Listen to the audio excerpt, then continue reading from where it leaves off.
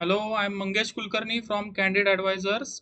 Saving and investing इस YouTube channel में मैं आप सभी का स्वागत करता हूँ। आज हम बहुत ही इंटरेस्टिंग स्टॉक के बारे में डिस्कशन करने वाले हैं। उसका नाम है Godrej Agrovet. Current market price है ₹625।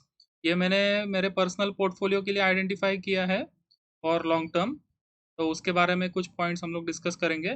बिफोर गोइंग अहेड, ये कुछ मेरे और मेरे कंपनी के बारे में इंफॉर्मेशन है। ये हमारा वेबसाइट है www.candidadvisor.in। आप ये वेबसाइट विजिट कर सकते हैं। एंड बिफोर प्रोसीडिंग, अगर आपने अभी तक ये यूट्यूब चैनल सब्सक्राइब नहीं किया है तो प्लीज़ सब्सक्राइब कीजिए, आपके फ्रेंड्स और रिलेटिव्स के साथ भी शेयर कीजिए। ये चैनल पे हम लोग लॉन्ग टर्म इन्वेस्टमेंट आइडियाज़ और ट्रेडिंग आइडियाज़ के बारे में डिस्कशन करते हैं।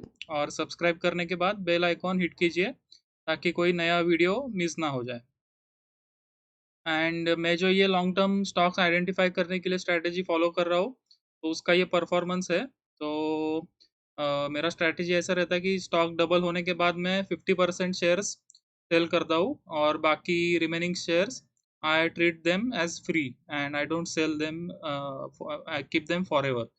तो लास्ट अभी अप्रैल से मैं यूट्यूब पे भी ये सब स्टॉक्स के बारे में डिस्कशन कर रहा हूँ।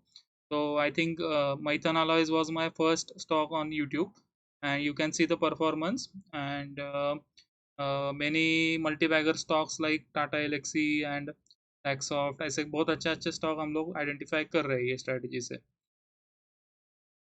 एंड टोटल स्टॉक्स जो मैंने आइडेंटिफाई किए लास्ट 1 ईयर में वो है 29, out of which 25 are profitable.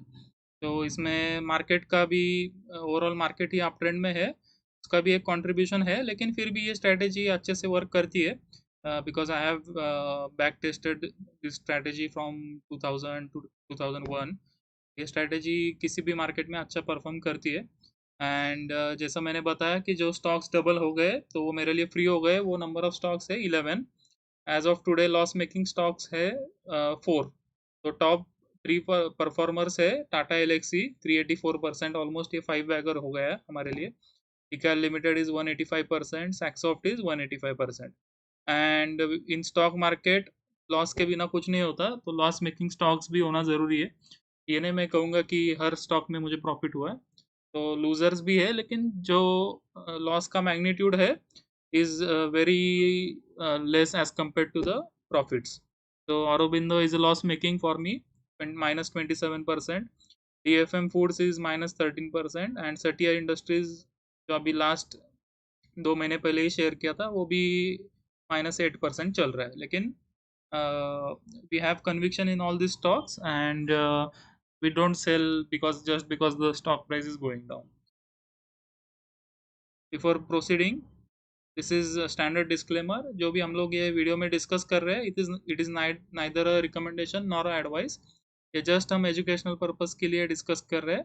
And please consult your financial advisor before taking any investment decision. So coming to Godrej Agrovet, ये इंडिया में कुछ अच्छे कॉन्ग्लोमेरेट ग्रुप्स है, जैसे टाटा है, गोदरेज है, या अजीम प्रेमजी है ऑफ विप्रो। तो ये जो रेप्यूटेड एंड एथिकल ग्रुप्स है उसमें से मैं मानता हूँ कि Godrej is very good group. And Godrej group का ये बहुत ही अच्छा एक मिड कैप कंपनी है।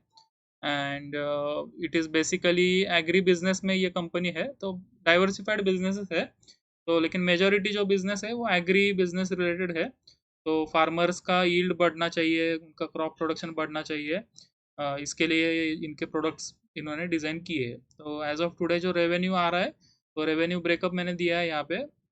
एनिमल फीड बिजनेस से आ रहा है 46% of the revenue. Then crop protection business is contributing 17% of the revenue, and oil palm business 13%, dairy business 15%, and poultry and processed food का business contribute कर रहा है 9%। then coming to the management, mister Nadir Godrej ये chairman है इस company के। And he has a very good track record in terms of business execution and in terms of ethical business and also educational background. जैसे आप पढ़ पा रहे हैं, तो he has done an MBA from Harvard business school, that too in 1976। Excellent educational track record and excellent business execution record। Coming to the managing director of Godrej Agrovet, Mr. Balram Singh Yadav is the MD of the company, and the key point here is he is working with Godrej Agrovet for last 21 years. ऐसा नहीं कि किसी company ने package बढ़ा के दिया, hike दिया 30%, तो इधर से उधर स्विच किया, उधर से इधर स्विच किया. तो he is consistent and loyal to the group. So अगर लास्ट 21 ईयर्स में अगर ये कंपनी के साथ खड़े हैं, तो he has a attachment with the company, and he has very good exposure with the operations of the company. And we can hope कि ये अगले 10-20 साल कंपनी के साथ जुड़े रहेंगे. And that gives us the longevity that is very essential for me as an investor. And coming to his educational background, he has completed MBA agriculture business management में इन्होंने MBA किया है, from that to from IIM Ahmedabad. Now let's go to the financial highlights. तो कुछ financial ratios देखना ज़रूरी है for long term investment. तो कुछ मैंने डेटा गैदर किया है एक्सेल में, उसके बारे में देखते हैं. Now coming to profit after tax, ये गोदरेज एग्रोवेट का 2013 से ही डेटा अवेलेबल है. तो 2013 में कंपनी ने 97 करोड़ का प्रॉफिट पोस्ट किया था, and the steadily the profit is increasing. 97 से 157, then 210, 261, 249, 229, 329, 306, and then last year में 314. तो 97 से लेके 314 तक आ गई है. तो एवरेज एनुअल ग्रोथ देखेंगे तो 18% है. एंड इसमें की पॉइंट है कि कुछ हर बिजनेस में अप्स एंड डाउन्स आते हैं, तो इसमें भी ये बिजनेस में भी आना ही है. वो तो we can't run away from that.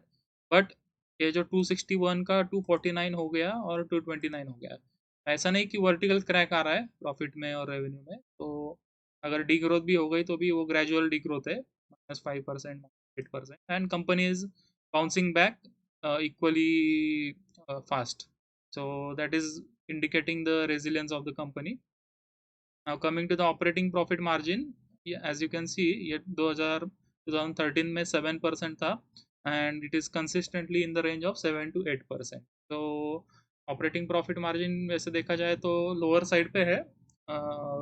I normally prefer in double digit profit margin companies, but it is consistent. So भले 8% है, लेकिन इट इज़ कंसिस्टेंट. ऐसा नहीं कि एक साल 2% है, एक साल 20% है. फ्लक्चुएशंस नहीं है. That is again good point. Coming to the return on equity, average इतने 8-9 ईयर्स का एवरेज रिटर्न ऑन इक्विटी है 26.5%, एंड एक भी साल बिलो 15 नहीं गया, which is a very good point for this company. Now coming to the reserves and surplus, 2013 में से रिजर्व्स एंड सरप्लस थे 400 करोड़, एंड ग्रेजुअली इंक्रीज होते होते अभी वी आर स्टैंडिंग एट 1859. तो ईयरली एवरेज ग्रोथ आ रहा है 18.6%, which is also quite decent. And एक भी साल ऐसा नहीं है जिसमें डी ग्रोथ हुआ है रिजर्व्स एंड सरप्लस में. तो it is consistently growing, and this is again a good point for me as an investor. Now coming to the long term debt, तो लॉन्ग टर्म डेट 500 से लेके 1000 करोड़ के बीच में है. लास्ट ईयर के comparison में अभी डेट बढ़ा है. तो लेकिन again debt to equity is 0.49, so debt levels manageable है. And considering that it is a Godrej group, तो we don't have to bother much about the debt, because इनके मल्टीपल कंपनीज है. अगर कुछ सेटबैक भी बैठता है तो other company will come for the rescue, क्योंकि promoters are very strong. So now let's go to the PPT. Now coming to the rationale behind stock selection, तो जैसे मैंने बताया कि मल्टीपल बिजनेस सेगमेंट्स में ये काम कर रहे हैं. तो कुछ जो बिजनेसेस है, जैसा for example animal feed and crop protection, ये स्लोली एंड स्टेडीली ग्रो करेंगे. तो इसमें बहुत ज़्यादा ग्रोथ में एक्सपेक्ट नहीं कर रहा हूँ. लेकिन बाकी जो बिजनेस है, फॉर एग्जांपल ऑयल पाम का, तो इसमें अभी ट्रिगर क्या है कि बहुत सारा जो पाम ऑयल इंडिया में लगता है, तो most of the palm oil we import from other countries like Malaysia. And the government has now decided कि ये जो इम्पोर्ट है, क्योंकि हमारा फॉरेन एक्सचेंज का लॉस हो रहा है, तो government has decided to promote palm oil का production in India. and Godrej Agrovet is the leader with 35% market share in palm oil production. तो अगर गवर्नमेंट बोल रही है कि पाम ऑयल का प्रोडक्शन करो इंडिया में and they are ready to give multiple subsidies and all the benefits, तो Godrej Agrovet will surely benefit from this theme. तो this is trigger number 1. Then Godrej Agrovet ने एंटर किया था डेयरी बिजनेस में बाय एक्वायरिंग क्रीमलाइन इंडस्ट्रीज. तो Creamline industries एक बहुत ही पुरानी कंपनी है and it was based in South India. तो 2015 में इन्होंने एक्वायर किया था ये कंपनी को and entered into the dairy business. तो ये मेरे को लग रहा है कि ये बिजनेस इन्फ्लेक्शन पॉइंट पे है. The reason is our per capita GDP, per capita income. तो ये अभी बढ़ने वाला है एंड 2 ट्रिलियन से 10 ट्रिलियन की हमारी जो जर्नी है जो अभी चालू हो गई है 2014 से. तो पर कैपिटा इनकम बढ़ेगा तो ये सब जो प्रीमियम डेयरी प्रोडक्ट्स है एंड ब्रांड कॉन्शियस जो लोग हो जाएंगे एक बार once the pockets are full with money, एक बार पैसा आ जाएगा तो लोग फिर सोचते हैं कि अच्छा क्वालिटी का ही चाहिए एंड थोड़ा प्रीमियम हाई वैल्यू अगर हाई प्राइस दे के भी देने के लिए लोग तैयार रहते हैं. तो विद दिस एस्पेक्ट गोदरेज का जो गोदरेज जर्सी इन्होंने अभी रीब्रांडिंग किया है तो गोदरेज का नाम भी आ गया है एंड क्रीम लाइन का जो भी नेटवर्क है वो भी काम आ रहा है. तो करंटली अभी ये Telangana, Andhra Pradesh, Tamil Nadu, Karnataka and very few parts of Maharashtra, तो बहुत ऐसे कम लोकेशंस पे अभी है लेकिन कैपेसिटी बना के रखी है इन्होंने डेयरी बिजनेस के लिए एंड अभी बस उनको अच्छे से मार्केटिंग करना है. तो ब्रांड तो है ही गोदरेज का, प्रोडक्ट्स भी अच्छे हैं, तो मार्केटिंग में अगर स्पेंड करेंगे तो इसका डिस्ट्रीब्यूशन बढ़ जाएगा. तो मेरे को लग रहा है कि ये जैसा अभी अमूल है पैन इंडिया प्लेयर, तो वैसा गोदरेज एग्रोवेट का ये जो बिजनेस है ये पैन इंडिया लेवल पे बढ़ सकता है. एंड ऑफ कोर्स इमीडिएटली आज हमने एनालिसिस किया और कल पैन इंडिया लेवल पे ये चलेगा ऐसा नहीं होगा. It will be a gradual process. तो 5, 10, 15, 20 साल में ये काफ़ी अच्छा बड़ा प्लेयर बन सकता है ये मार्केट में. Then another very fast growing segment है रेडी टू ईट का. तो ये कंपनी ने एमडी ने बताया था कि जस्ट अ मिनट, तो इन्होंने बताया था कि स्ट्रैटेजी क्या है कि every 3 months new products will be launched और जो अच्छा परफॉर्म कर रहे हैं उनको रखेंगे एंड बाकी प्रोडक्ट्स विड्रॉ करेंगे. तो ये this strategy is very good and Yummies करके इनका ब्रांड है.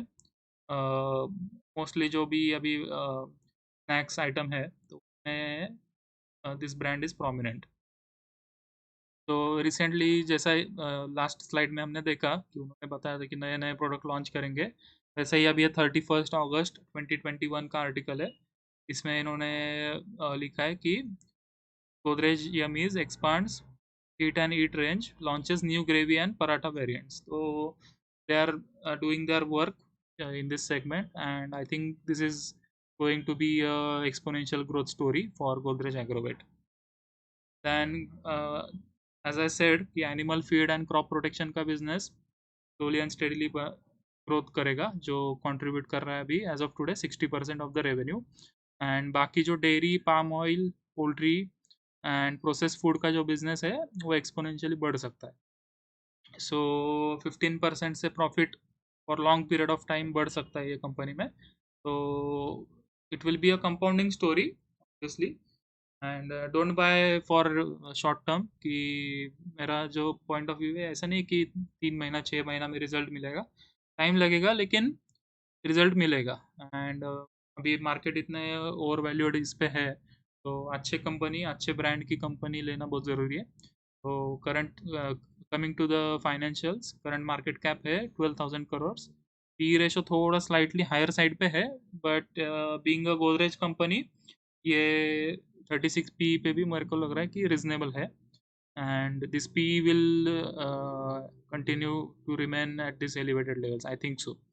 एंड 5 years का एवरेज आरओई है 18%, which is again a good number. Debt to equity is manageable 0.49%, 0.49. Then share holding pattern बहुत ही इंटरेस्टिंग शेयर होल्डिंग पैटर्न है. Promoter का stake है 71.65. कुछ 2-3 साल पहले कंपनी का आईपीओ आया था and from 2018 promoters continuously buy कर रहे हैं ओपन मार्केट से, वो स्टेक अपना बढ़ा रहे हैं. एफ और डी में ऐसा कुछ कोई अच्छा मार्की इन्वेस्टर तो है नहीं, मतलब दिखा नहीं, नेग्लिजिबल स्टेक्स है। पब्लिक का 24.21 है। और एल ने अभी रिसेंटली ये स्टॉक में एंट्री की है, तो दिसंबर 2020 में एल मेजर शेयर होल्डर करके दिखा है इसमें शेयर होल्डिंग पैटर्न में। एंड एल भी हर क्वार्टर बाय कर रहा है। तो अगर एल जैसा लॉन्ग टर्म इन्वेस्टर अगर ये स्टॉक में आ रहा है, तो it gives me a confidence, ये स्टॉक में कुछ तो अच्छा हो रहा है। तो मेरा स्ट्रैटेजी ऐसा है कि अगर मुझे 100 शेयर लेने हैं, तो I will not buy immediately, because अभी मार्केट भी ओवर हीटेड है एंड गोदरेज एग्रोवेट भी सस्ता नहीं है in terms of P ratio. तो नीचे आ सकता है ये तो मुझे पता है। तो बट अपॉर्चुनिटी मिस नहीं करनी है, so I will enter the stock by buying 50 shares. जो भी मुझे बाय करना है उसका 50% में बाय करूंगा करंट प्राइस पे, 625 630 जो भी रेट चालू है।